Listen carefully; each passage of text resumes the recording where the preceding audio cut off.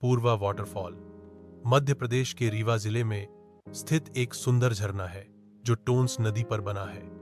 इसकी ऊंचाई करीब 70 मीटर है। कहा जाता है कि प्राचीन समय में एक साध्वी पूर्वा यहां तपस्या करती थीं। उनकी भक्ति से प्रसन्न होकर देवताओं ने यहां जलधारा प्रकट की, जो आज पूर्वा जलप्रपात के नाम से प्रसिद्ध है। यहां का शांत वातावरण, हरियाली और गिरते पानी की गर्जना पर्यटकों को मंत्रमुग्ध कर देती है।